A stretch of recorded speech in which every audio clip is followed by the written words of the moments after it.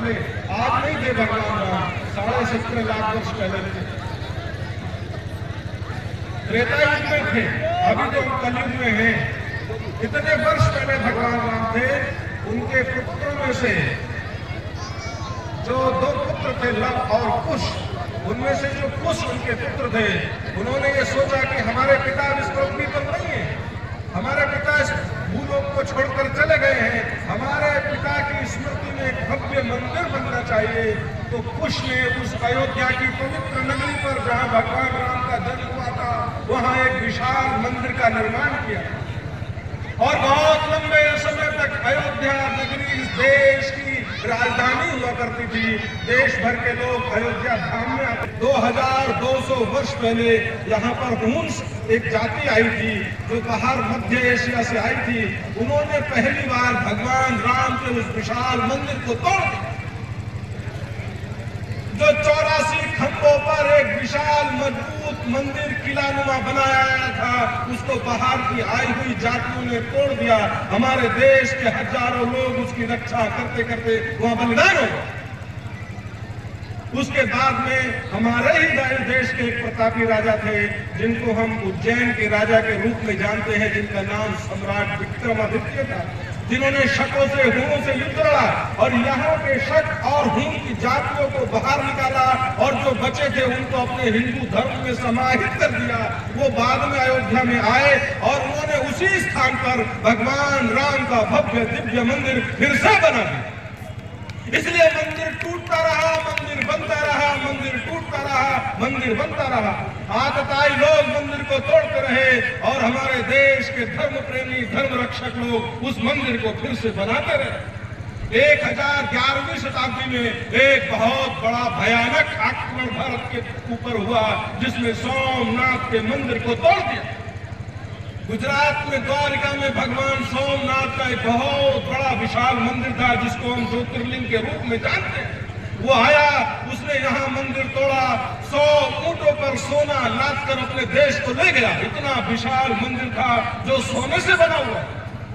और उसी समय उसका एक भांजा जिसका नाम सलार मसूद था, वो भी भारत में आया। उसने भारत की अयोध्या नगरी की ओर प्रस्थान किया और अयोध्या अपनी सेना लेकर दिल्ली चला गया।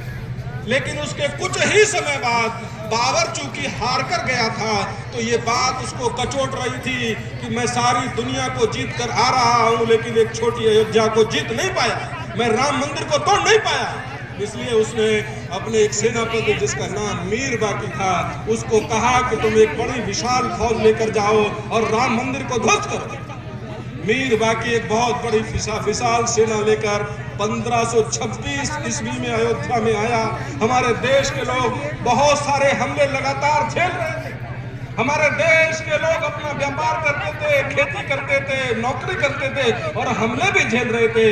इसलिए हमारे देश के लोग थोड़ा कमजोर हो गए और उसने एक बड़ी सेना लेकर हमला किया और दुर्भाग्य हमारे भारत का रहा, हमारी अयोध्या नगरी पराजित हो गई और भगवान राम का जो भव्य मंदिर सम्राट विक्रमादित्य ने बनाया था, जो बहुत विशाल था, उसको मीर बाकी ने तोड़ दिया। और उस स्थान पर उसी समय उसने बहुत बड़ी बाबरी मस्जिद का निर्माण किया, जिसके 3 बड़े बड़े विशाल गुम्बद बनाए गए। 1526 से लेकर लगातार भारत के लोग ये कोशिश करते रहे, इस भूमि पर फिर से भगवान का भव्य मंदिर बनना चाहिए, भगवान हमारे अपने घर में आने चाहिए। लेकिन कोई भी भारत का व्यक्ति उस काम में सफल नहीं हुआ।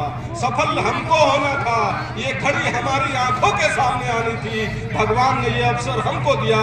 आज हम 2024 में 498 वर्ष के बाद उसी भूमि पर जो लोग कहते थे मंदिर वही बनाएंगे, तारीख नहीं बताएंगे, उन लोगों को हमने तारीख बता दिया।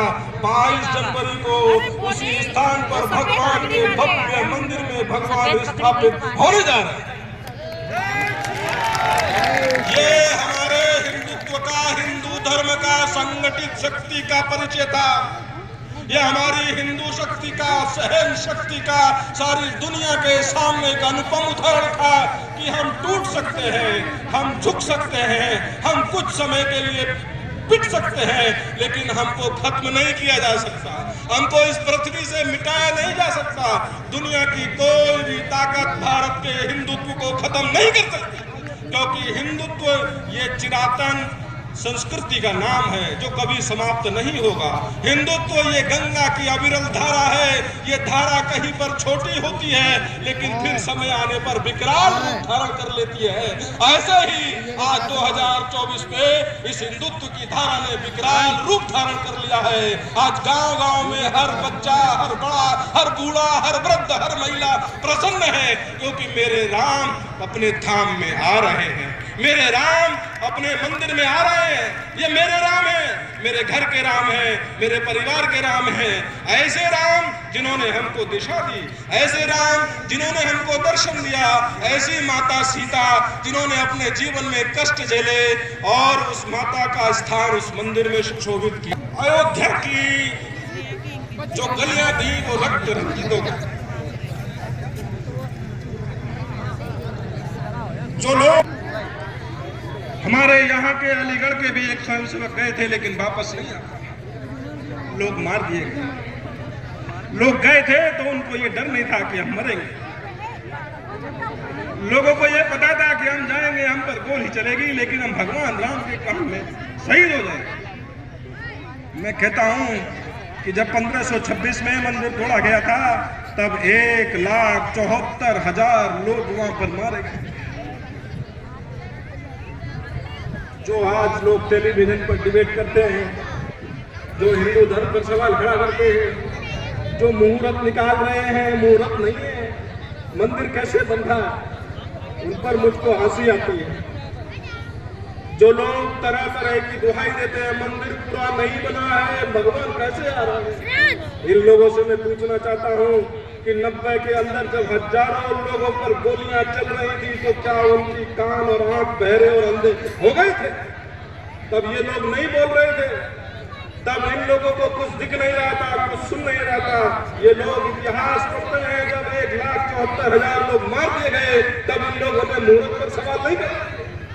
आज भगवान राम की भूमि पर भगवान वापस फिर से आ रहे हैं तो ये लोग मुहूर्त निकाल रहे हैं। मेरे मित्रों, हमें मिलकर इनको जवाब देना पड़ेगा कि ये भगवान का काम है, पुण्य काम है, पवित्र काम है। ये काम जब समय मिल जाए तब होगा।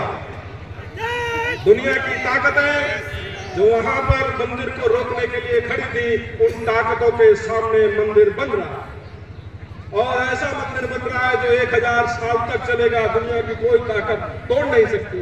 इसलिए मैं आप सबसे निवेदन करता हूं कि अपने घर को अयोध्या धाम, भगवान राम का धाम, अपने बच्चों को 22 तारीख परसों को बैठा कर घर में सुंदरकांड का पाठ करो, हनुमान चालीसा का पाठ करो। अपने बच्चों को बताओ कि भगवान राम फिर से अपने धाम में आ गए। ऐसा ये भव्य दिव्य मंदिर हम अपनी आंखों के सामने देख रहे हैं। बहुत प्रसन्नता है, उत्सव है। मैं अभी 10 दिन पहले अयोध्या में गया था, हजारों लोग, माताएं, बहनें वहां आकर भगवान के काम में लगे। आप सोच सकते हैं, सारे देश से लोग, अपने कार्यकर्ता 2 महीना 3 महीने की सरकारी छुट्टी लेकर वहां सेवा कर रहे हैं। 60, 70 साल के लोग, वो ये सोचे कि अब हमारा जीवन तो राम के काम में जाए। लोग वही रह रहे, कोई पैसा नहीं मिल रहा, लोग झाड़ू लगा रहे हैं, चूना डाल रहे हैं, टेंट लगा रहे हैं, सफाई कर रहे हैं, सेवा कर रहे हैं, क्योंकि भगवान राम ने हमको मौका दिया कि हम इस काम को कर सकें। तो हम सब अयोध्या तो नहीं जा सकते, लेकिन अपने अपने घर को अयोध्या को बना सकते हैं। इसलिए 22 तारीख को अपने घर को अयोध्या बनाएं, अपने घर को अयोध्या जैसा सजाएं। इतना मैं आप सबसे निवेदन करता हूं। एक बार मेरे साथ बोलिए, जय श्री राम। एक बार जरा सब लोग हाथ जोड़कर बैठिए। मैं एक मंत्र बोलता हूं, उस मंत्र को मेरे बाद बोलेंगे। हाथ जोड़कर बैठ जाइए साथ, कमर सीधा करके। श्री रामचंद्र चरणौ मनसा स्मरामि, श्री रामचंद्र चरणौ वचसा गृह्णामि, श्री रामचंद्र चरणौ शिरसा नमामि, श्री रामचंद्र चरणौ शरणं प्रपद्ये। एक ही नारा एक ही नाम, एक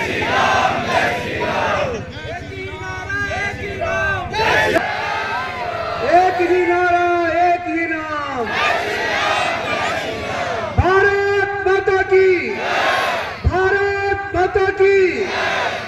हमारे आदरणीय सहप्रांत प्रचारक जी के द्वारा हमारा मूल अस्तित्व हम सभी के सामने लाया गया। हम सभी आभारी हैं राम भक्त आपके। अब मैं अपने बीच उपस्थित अपने आंवला जिला के आदरणीय जिला प्रचारक श्रीमान धर्मेंद्र जी से आग्रह करता हूं कि मंच पर आने की कृपा करें। आदरणीय धर्मेंद्र जी बस। तो अभी अपना जिस पल का इंतजार हम सबको है कि अपने शोभा यात्रा का प्रारंभ हो। तो शोभा यात्रा का जो स्वरूप है, जो क्रम है, मैं यहाँ से बता रहा हूँ। और जो कार्यकर्ता व्यवस्था में लगे हैं, जिन कार्यकर्ताओं को जो व्यवस्था मिली है, उस क्रम को व्यवस्थित लगाने में सहयोग करेंगे। शोभा यात्रा के लिए जब हम अभी निकलेंगे यहाँ से, तो सबसे आगे अपनी जो बग्गी है, माने उसमें महर्षि वाल्मीकि जी की झांकी, ये सबसे आगे चलेगी। उसके पीछे अपनी जो बहजोई से जो नाट्य मंचन की एक जो पार्टी आई है, वो उसके ठीक पीछे रहेगी। और हम सब जो माता बहनें हैं, वो आगे वाली जो ये नाट्य मंचन की जो सबको, क्योंकि हम सब राम भक्त हैं, भगवान श्री राम का जीवन बड़ा मर्यादित रहा है, तो हम सब भी जब शोभा यात्रा में चलेंगे तो आनंदोत्सव जरूर है। आनंद हम उसका पूरा लेंगे, लेकिन उसको भी मर्यादा के अंदर, बातचीत से किसी की भावना आहत ना हो। और हमारा जो इतना बड़ा ये शोभा यात्रा का सैलाब अभी यहाँ से निकलेगा, एक अच्छा दृश्य पूरा नगर के अंदर आने वाला है। हम सब मिलकर के सब राम भक्त इसका ध्यान देंगे और इसका पालन करते हुए पूरे समय अपनी शोभा यात्रा में रहेंगे। जय जय श्री राम। तो अभी जो कार्यकर्ता बंधु हैं आगे चले जाएं, जो आगे अपनी महर्षि वाल्मीकि जी की जो बग्गी है उसको तैयार करें। और सभी कार्यकर्ता अपने स्थान पर खड़े हो जाएंगे 1 मिनट के लिए और विजय महामंत्र का जाप करेंगे। उसके बाद में क्रम से लगेंगे। तब तक जो व्यवस्था में लगे हुए कार्यकर्ता हैं, अपनी व्यवस्था आगे जाकर के बना ले। श्री राम जय राम, जय जय राम,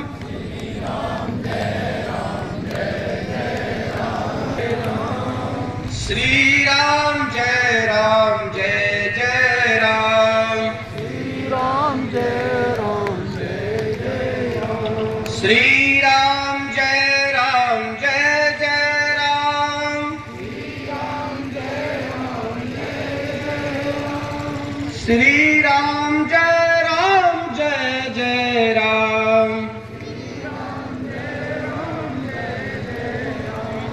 रघुपति राघव राजा राम।